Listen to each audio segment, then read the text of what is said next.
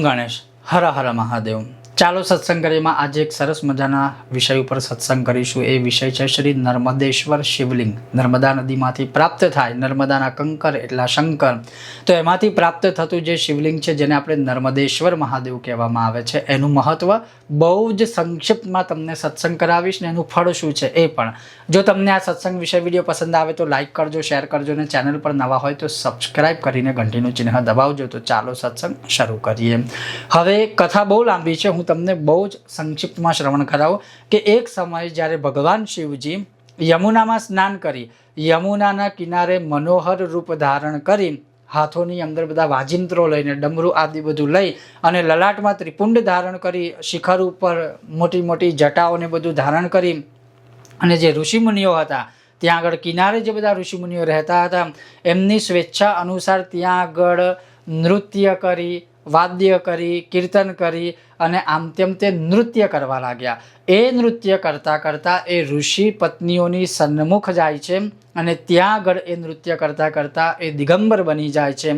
અને જ્યારે આ રીતે અને જે રીતે એ ત્યાં નૃત્ય કરે છે એ સમયે ભગવાન શિવ એટલા બધા એની અંદર પરોવિત થઈ જાય છે, નૃત્યની અંદર, વાદ્યની અંદર, સંગીતની અંદર, કે ક્યારેક ક્યારેક એ હસવા લાગે, ક્યારેક ક્યારેક એ રડવા લાગે, ક્યારેક ક્યારેક એ ક્રોધિત થઈ જાય, ક્યારેક ક્યારેક ખૂબ ખુશી થઈ જાય। એ રીતે સરસ મજાના ભગવાન શિવજી મનોન્મિત થઈ ગયા અને એમાં એ દિગંબર થઈ ગયા, વસ્ત્રહીન થઈ ગયા। અને એ જોઈ અને ત્યાં જે ઋષિમુનિ હતા એ લોકોએ, ઋષિમુનિના પત્ની હતા એ લોકોએ અને ઋષિઓ ત્યાં જે હાજર હતા એ લોકોએ શ્રાપ આપ્યો કે હમણાં ને હમણાં જ તમારા શરીર પરથી તમારું જે લિંગ છે એ લિંગ મુક્ત તમે થઈ જશો, એટલે લિંગ રહિત થઈ જશો।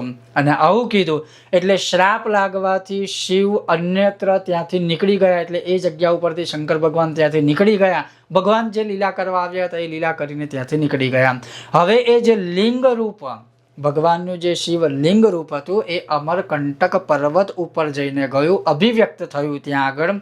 અને અમરકંટક પર્વત ઉપર જ્યારે શિવલિંગ જાય છે ત્યારે જે આધાર સ્વરૂપ છે ને એ માતા પાર્વતીજી જ હોય, એમણે ત્યાં આગળ ધારણ કર્યું એ લિંગને। અને ત્યાંથી જ પછી નર્મદા નદીનું ઉદ્ગમ સ્થાન શરૂ થયું અને એ નર્મદાજીનો જે પ્રવાહ હતો ત્યાંથી વહેવાનું શરૂઆત થઈ અને પછી એની અંદર શિવજીએ સ્નાન કર્યું।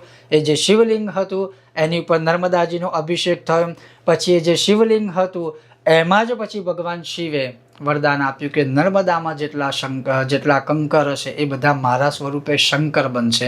અને ત્યાંથી નર્મદાજીનું મહાત્મ્ય બહુ જ વધી ગયું।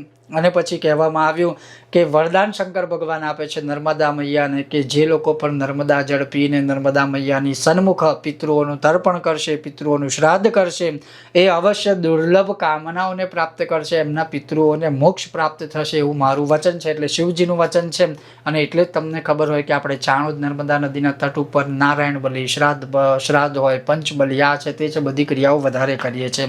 એટલે પછી કહ્યું કે જે મનુષ્ય નર્મદામાં સ્થિર જેટલા કંકર પણ હોય એને શંકર સમજીને એની સ્થાપના કરીને એને પૂજા આદિ કરે તો એ સ્વયં પણ શિવરૂપ બની જાય છે। વિશેષ કરીને કે આ જ્યારે ચતુર્માસ શરૂ થાય ને એ 4 મહિનામાં નર્મદેશ્વર શિવલિંગની સામે જે કોઈ પણ મનુષ્ય એમની પૂજા કરે, અભિષેક કરે, દીપદાન આદિ કરે તો સાક્ષાત શિવગામી બની જાય છે। એટલું બધું મહાત્મ્ય નર્મદેશ્વર શિવલિંગનું છે। આ તો બહુ સંક્ષિપ્તમાં કીધું, આનાથી પણ ઘણું બધું મહાત્મ્ય આપણને નર્મદા પુરાણમાં પણ પ્રાપ્ત થાય છે અને આપણા પુરાણોની કથામાં પણ પ્રાપ્ત થાય છે। તો આ એક હતો નાનકડો સત્સંગ નર્મદેશ્વર મહાદેવના વિષયમાં, નર્મદાજીના લિંગ વિષયમાં। જો તમને આ સત્સંગ પસંદ આવ્યો હોય તો લાઇક કરજો, શેર કરજો, ચેનલ પર નવા હોય તો સબસ્ક્રાઇબ કરીને ઘંટીનું ચિહ્ન દબાવજો। ઓમ ગણેશ હર હર મહાદેવ।